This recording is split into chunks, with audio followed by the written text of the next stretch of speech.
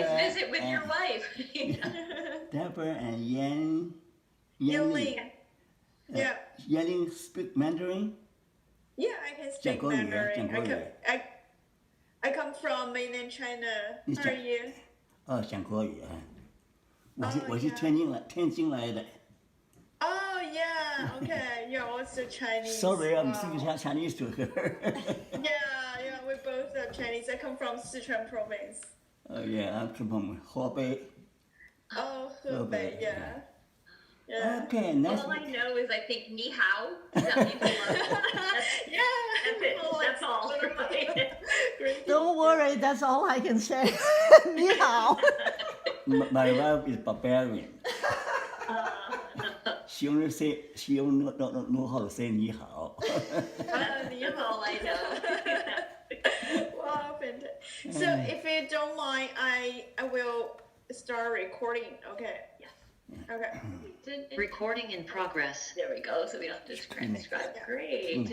And first of all, thank you for meeting with us. I've been a big fan of your work. In my work on death and dying, I cite you. We use some of your items in our surveys. So it's actually really a pleasure to put a face to the name. I'm so happy to meet you too, because I'm very lonely. Because everybody talk about happiness. I'm just out guy talk about suffering and death. So I'm all by myself. And now I getting followers from MIT and Harvard. So I'm less lonely. But now you guys are joining me. That'd be great. What do they say? Misery loves company, right? And again, it's people who study death and dying. People always think we're a little weird to start Yeah, with. that's They what think you're gloomy, and then they find out you're happy, and they're surprised. They think we are a party pooper. Party pooper, exactly. But as I say, like, it's going to happen to everybody, so we might as well help people prepare. So I'm dealing with cancer, dealing with knee replacement, and all kinds of trouble. But I'm still rejoicing and very much alive, you can see, because I studied suffering all my life. So It does indeed give perspective. so I'm well prepared. You are when it gets bad. So it's a pleasure to meet with you. And I thought what we could do is I could just give you a little bit of background about our project, kind of above what you've learned from Yenling. And then kind of I'm all ears to hear your thoughts. So maybe about right before the pandemic, the Templeton Foundation put out a call for proposals on flourishing. As you know, the positive psychology movement, and a group of us from BU got together just to bat around some ideas. And sorry, the lawnmower is going next door. We came up with the idea that, flourishing is easy if everything in your life has been wonderful. But is it possible to flourish for people who really have experienced extreme adversity? And so that's kind of the motivating foundation for this project. And it's kind of multi-pronged. We have a survey data project. We also have some in-depth interviews that are happening in the field with cancer patients, with recent refugees, with very disadvantaged youth. And then our expert interviews, which is where you come in and really just hearing what do experts think, what are your critiques, do that you share our critiques of some of the positive psychology movement, and your thoughts on kind of whether and how flourishing is possible for those who have experienced adversity. Maybe it looks very different than it does for middle-class healthy people. And so we're kind of all ears, and we'll be writing up a conceptual piece and really just hoping to learn where the field is going from those who have been focused on it from very different angles. So that's kind of a little bit about us, and I'll teach you if you have any questions about what we're doing, and then I will tap your wisdom and expertise. So do you guys have any conceptual framework, any theoretical framework for your research? That's a good question. That's what we're working on now, because we are very interdisciplinary. So as a sociologist, I use cumulative disadvantage frameworks, right? And how cumulative advantage accumulates over time. And so there's both a greater number of adversities and fewer resources with which to address them.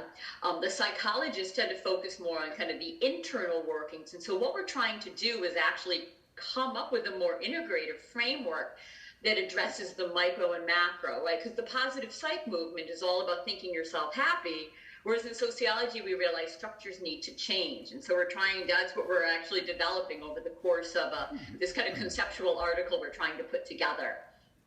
Okay. Do you have follow any taxonomy of suffering? Because for any science to develop, we need to have basic language, basic terms, right? Yeah. So right now I'm working on a taxonomy.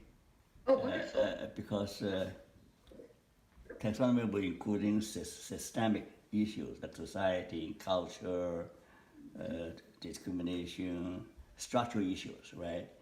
And then you have this culture and nature, and also personal. So do you guys have any taxonomy? A bit. We're focusing on kind of selective types of suffering in different domains. Okay. So kind of biological, physical. Another has to do with kind of economic. Okay. Another is kind of social, having to do with social dislocation, for instance. So kind of the loss of something, whether it's security, bodily capacities, ontological security, and so we're focusing it on dimensions. But yeah, I'd love to hear kind of what your thoughts are about taxonomies that have been useful in your work, or taxonomies you developed that you're now refining. I'm still working on it right now. I'm struck. It's so complicated because you have some suffering is external, some suffering is internal, some suffering is controllable, some suffering is uncontrollable, some suffering is necessary, some suffering is unnecessary. So at least you have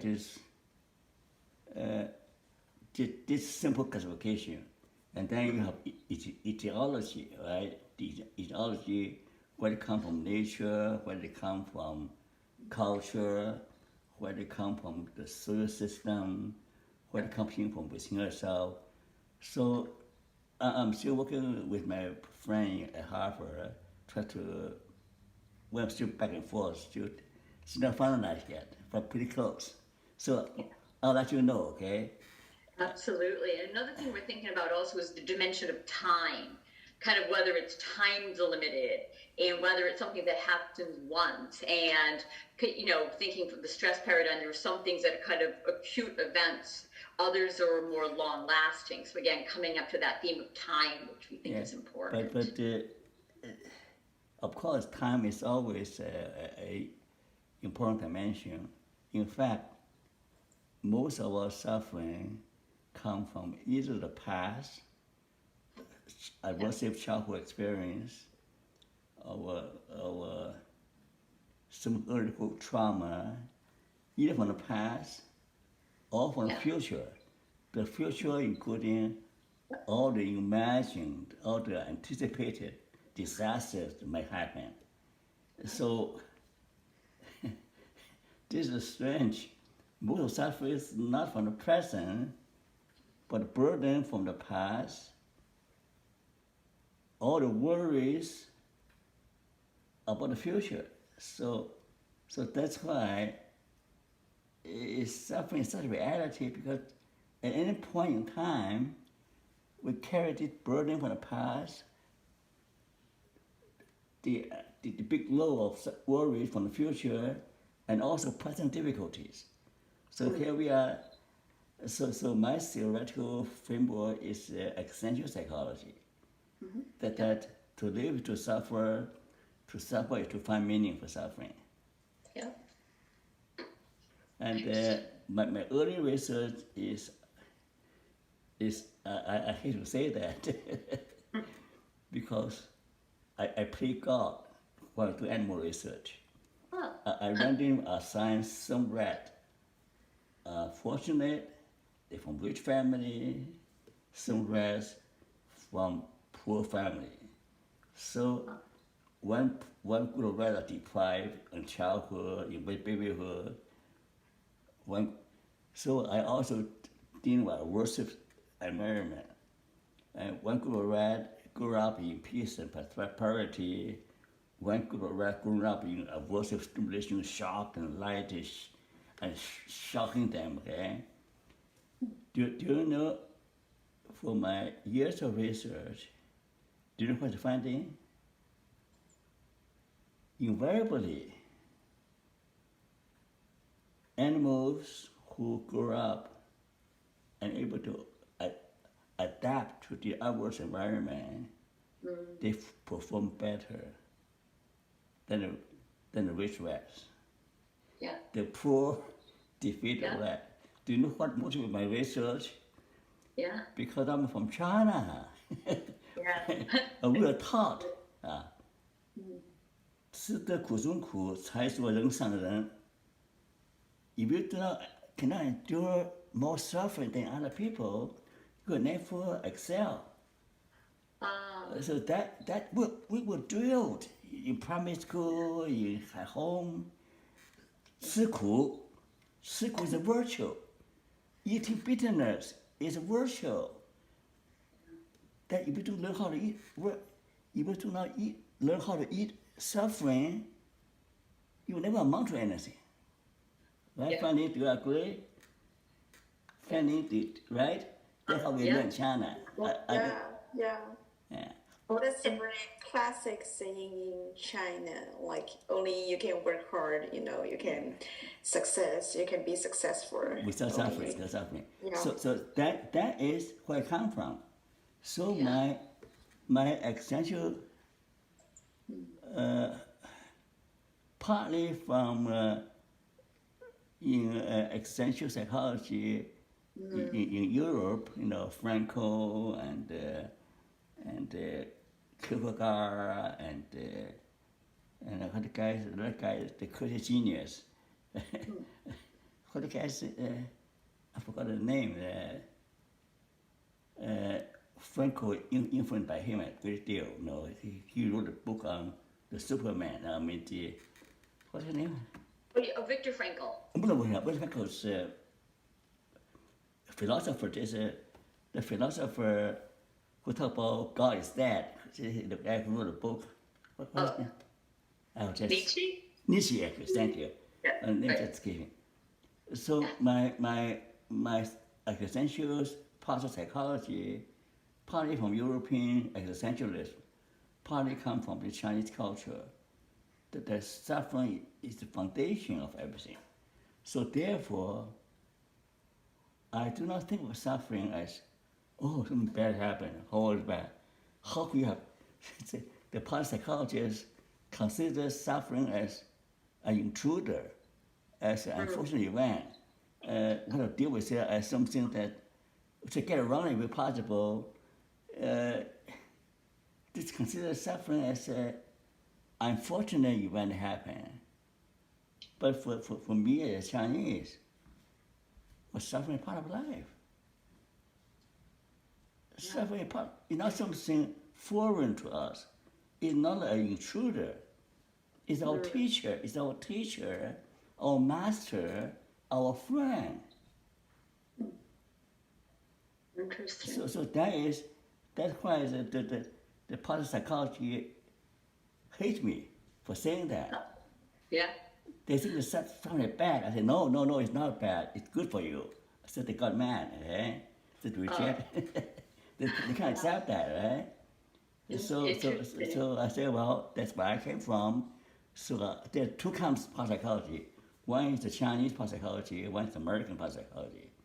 The Chinese parapsychology is based on suffering. The American parapsychology is based on avoiding suffering. Interesting. Yeah. So